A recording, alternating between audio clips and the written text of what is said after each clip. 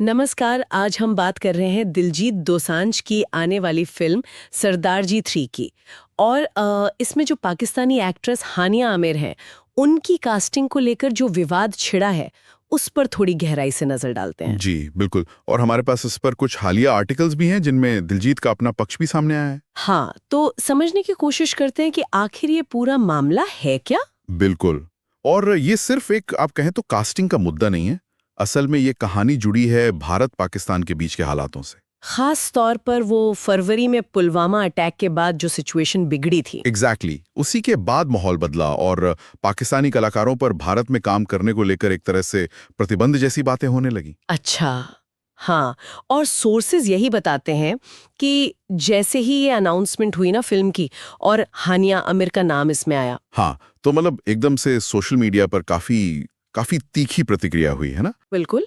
और इसी माहौल में फिर दिलजीत ने बीबीसी एशियन नेटवर्क को एक इंटरव्यू दिया, शायद अपनी तरफ से स्थिति साफ करने के लिए। हाँ, उन्होंने कोशिश की है और उसमें जो सबसे अहम बात उन्होंने कही वो टाइमिंग की है। टाइमिंग मतलब उनका कहना है कि जब ये फिल्म बनी थी, यानी कि पुलवामा हमले से पहले, उस वक्त हालात बिल्कुल नॉर्मल थे, सामान्य थे। ओह, तो फिल्म पहले बन चुकी थी अटैक से। हाँ, उनके मुताबिक फिल्म की पूरी शूटिंग पुलवामा अटैक से पहले ही खत्म हो गई थी। अटैक तो बाद में हुआ, जिसने दोनों देशों के बीच का माहौल एकदम तनावपूर्ण बना दिया। तो उनका तर्क ये है कि उस समय के फैसले को आज के बदले हुए माहौल में देखना शायद ठीक नहीं है। ये बात तो हाँ, ये तो बहुत अहम है इस पूरे मामले में कि शूटिंग पहले ही हो गई थी।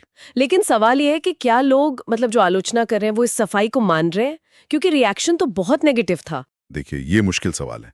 अक्सर होता क्या है कि ऐसी सिचुएशंस में भावनाएं तर्क पर हावी हो जाती हैं, है ना। सही बात है। दिलजीत ने इंटरव्यू में आगे ये भी कहा कि अटैक के बाद जो मेकर्स थे, उन्हें ये अंदाजा हो गया था कि फिल्म को इंडिया में रिलीज करना पॉसिबल नहीं होगा। अच्छा, तो उन्हें पता था कि इंडिया में नहीं चल पाएगी। हाँ, और यहीं पर वो बड़ा फैसला आया। दिलजीत ने बताया कि क्योंकि फिल्म पर पैसा बहुत लग चुका था, हैवी इन्वेस्टमेंट था, तो मेकर्स ने फैसला किया कि इसे सिर्फ फॉरेन मार्केट्स में, मतलब विदेशों में रिलीज करेंगे। सिर्फ विदेशों में, इंडिया का मार्केट छोड़कर। हाँ, और उन्होंने ये भी माना, दिलजीत ने खुद कहा कि इंडिया का इतना बड़ा बाजार खोने से उन्हें 100%, मतलब पूरी तरह से फाइनेंशियल लॉस होगा, आर्थिक नुकसान। 100% नुकसान, ये तो बहुत बड़ा रिस्क है। हाँ, ये बहुत बड़ा आर्थिक दांव है।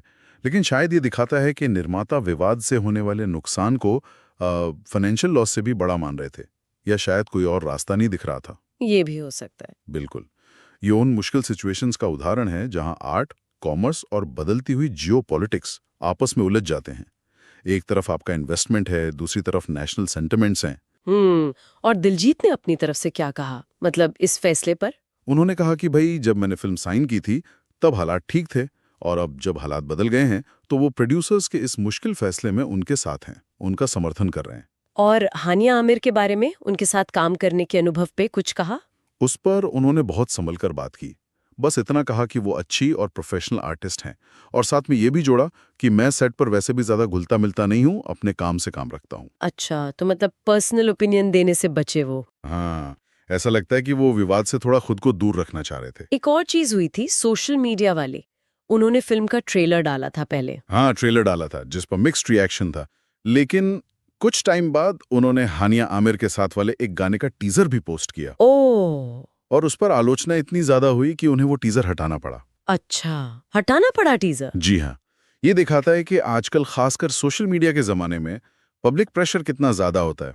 कलाकारों को, मेकर्स को बहुत सोच समझकर कदम उठाना पड़ता है। सही कहा, एक छोटा सा पोस्ट भी बड़ा मुद्दा बन सकता है। बिल्कुल। टीजर हटाना शायद इसी प्रेशर का नतीजा था कि भाई विवाद को और ना बढ़ाया जाए। तो अगर हम पूरी बात को समेटें, तो ये सरदार जी 3 वाला विवाद असल में फिल्म बनने के वक्त के हालात और उसके बाद बदले हुए हालातों के बीच फंसा हुआ है। हाँ, बिल्कुल। दिलजीत का पक्ष टाइमलाइन पर और प्रोड्यूसर्स के फैसले के साथ खड़े होने पर टिका है, लेकिन उन्हें आर्थिक नुकसान और पब्लिक क्रिटिसिज्म दोनों झेलना पड़ रहा है। सही।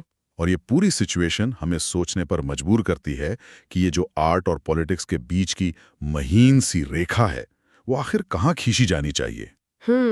ये बड़ा सवाल है। हाँ, और क्या कला को हमेशा आज के पॉलिटिकल माहौल के चश्मे से ही देखना चाहिए, या उसे उसके बनने के वक्त के कॉन्टेक्स्ट में